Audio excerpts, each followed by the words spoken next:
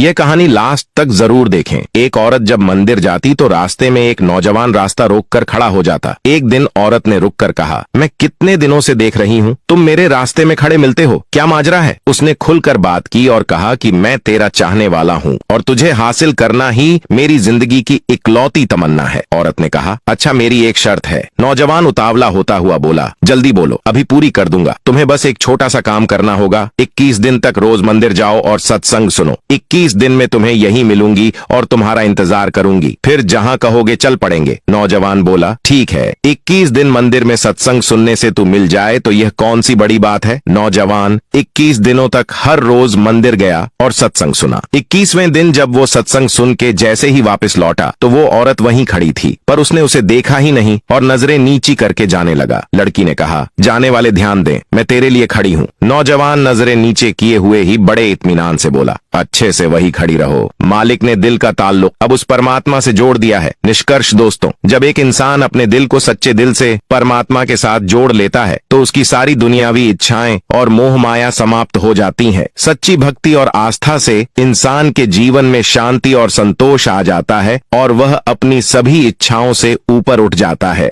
इस कहानी को सुने औकात पता लग जाएगी। एक मच्छर था जो कोई मामूली मच्छर नहीं था, मच्छरों का राजा था।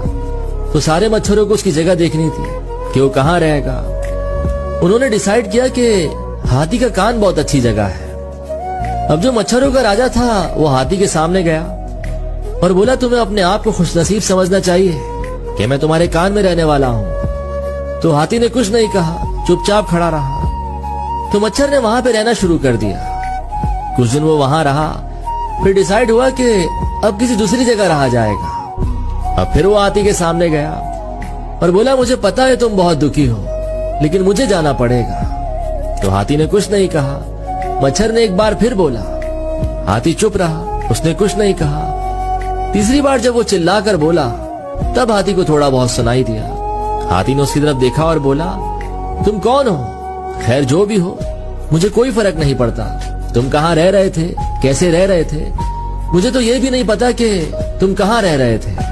तुम जहां जाना चाहते हो वहां जाओ, मुझे कोई फर्क नहीं पड़ता।